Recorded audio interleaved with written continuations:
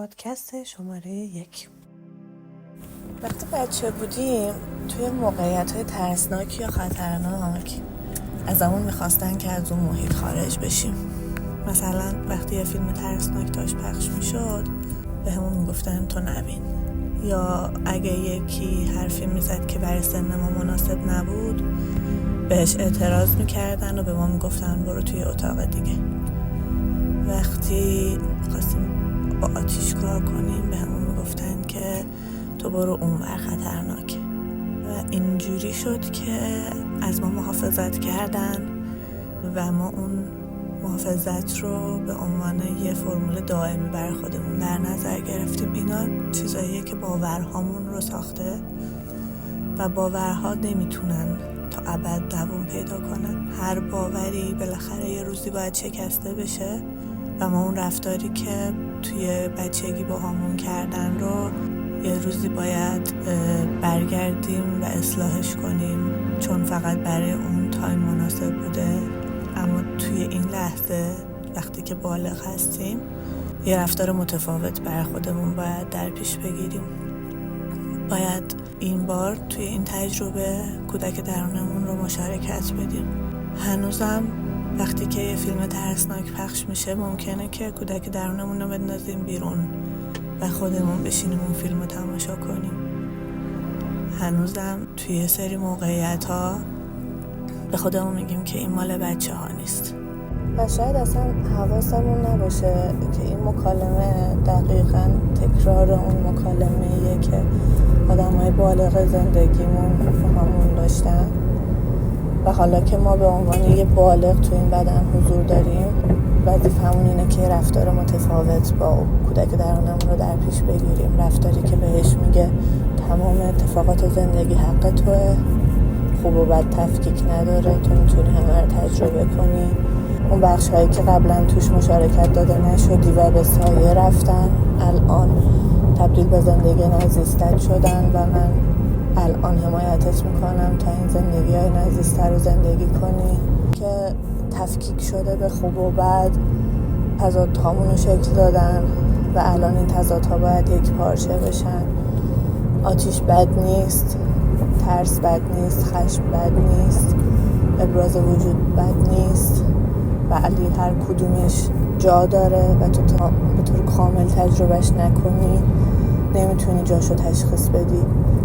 خاطر اینکه هنوز نیومدی با کودک درونتون رو تجربه کنی، به خاطر اینکه مرز کشیدی بین خوب و بد و زندگی رو سیاه و سفید میبینی و این تضادها تو شکل داده. تضادهای درونیمون هیچ کدومشون نمیتونن ما رو تبدیل به یک انسان کامل بکنن. ما هر چیزی رو که میپذیریم بعد خوب و بدش رو با هم بپذیریم. اگه من آتیش رو میپذیرم باید تمام ابعادش رو با هم بپذیرم، هم مزایاشو هم خطراتشو، و بدونم کجاها باید ازش استفاده کنم، چطور ازش استفاده کنم. بالغ درون منه که این حمایت لازم رو فراهم میکنه برای اینکه بتونم به تمام ابعاد اون دسترسی پیدا کنم. حالا اینو تعمیم میدیم به تمام اتفاقات زندگی که باعث میشه به این نتیجه برسیم که اصلا هیچ چیز ممنوعی وجود نداره. از اون طرف ساده لوحیمون تبدیل میشه به بلوغ فکری، جاهایی که میخوایم باور کنیم که همه چیز خوبه در مورد یه اتفاق. میتونیم نقاط تاریکش رو ببینیم و برای اونها آماده بشیم. اگر آتیش خوبه باید مراقبت کنیم، باید با احتیاط ازش استفاده کنیم، باید مهار شده باشه و باید مسائل ایمنیش رو رعایت کنیم. دقیقاً کودک درونمون ما رو میبره به اون سمتی که از ما میخواد آتیش رو تجربه کنه، میخواد اونو تحت کنترل بگیره و میخواد که ما مراقبش باشیم این بار توی نزدیک شدن به آتیش و توی استفاده کردن ازش، برای اینکه نمیخواد از مزایاش محروم باشیم. و هر چیزی که به دلمون میافته درخواست کودک درونمونه. وقتی به همون میگه برو تجربه کن، اگه 1000 بارم بری و بدون کودک درونت تجربه کنی به خاطر اینکه ته ذهنت این باور رو داری که این کار برای تو مناسب نیست، 1000 بار دیگه ازت میخواد که بری تجربه کنی و یه بار اونو با خودت ببریش. و قطعا چیزی که ازت میخواد چیزی نیست که به ضررت باشه که تو فکر کنی اگر به حرف دلم گوش کنم آسیب میبینم. تو به حرف دلت گوش میکنی و اون تصمیم رو میگیری، اما موقع انجام دادنش دوباره کودک درونت از دسترس خارج میکنی و این تجربه کاملی نیست، پس دوباره تکرار میشه. ولی وقتی یک بار اون رو با تمام وجودت به همراه کودک درونت انجام دادی، یعنی بالغ تو حمایت لازم برای این تجربه رو برای اون بچه فراهم کرده و خودت میتونی فرق این تجربه رو با تجربه های قبلیت بفهمی که چقدر کامله، چقدر تو رو به خودت نزدیکتر کرده. تازه بعد از اونه که میتونی این موضوع رو به زندگیت اضافه کنی و هر جا که لازم بود ازش استفاده کنی. موضوع اصلا راجع به آتیش و فیلم ترسناک نیست، موضوع راجع به تمام چیزهاییه که توی بچگی تبدیل به باورهای محدود کنندمون شدن. موضوع راجع به تمام چیزهاییه که ازمون محافظت کرده و فکر میکنیم که هنوز هم ازمون میتونه محافظت کنه، در حالی که شده محدودیت هامون و داره انرژی هامون رو ذره ذره میخوره و خودمون حواسمون نیست. همین باعث استرس تو میشه. در دسترس نبودن کودک درون دلیل تمام استرس هاست، دلیل تمام استراب هاست، دلیل تمام احساس ناامنی ها، نگرانی ها. و فکر کن که اگر تو این باور رو به چالش بکشی و کودک درون تو برگردونی تو اون موقعیت هایی که همیشه عادت داشتی از دسترس خارج کنی، حالا چه رفتار متفاوتی در پیش میگیری؟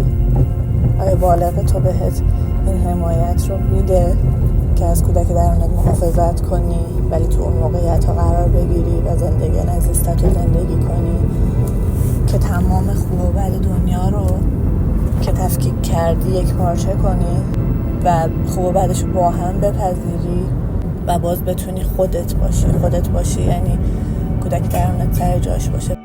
اگه کودک درونت تو همه موقعیت ها سر جاش باشه، چه حال متفاوتی از الانت خواهی داشت که فقط بعضی از لحظه ها کودک درونت همراهته و بلافاصله تو اون موقعیت ها دوباره تصمیم میگیری که نباشه، در حالی که همیشه باید باشه. و وقتی اون همیشه سر جاش باشه تو تبدیل به یک انسان کامل شدی.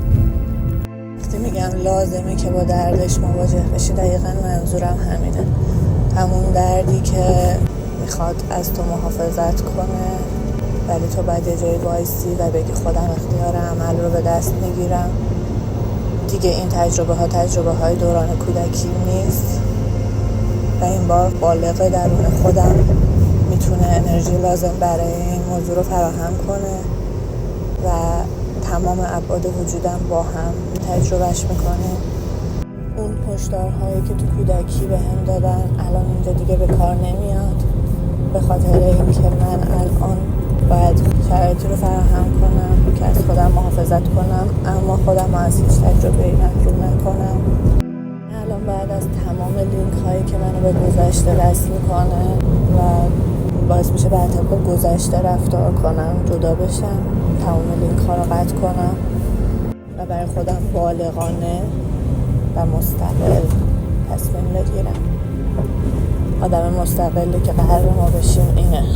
آدم مستقل فقط توی زندگی بیرونیش مستقل نیست، اون استقلالی که قراره به دست بیاریم توی این نقطه است، تو درونمونه که بعد به بیرون هم انتشار پیدا میکنه و دنیای بیرونمون رو شکل میده.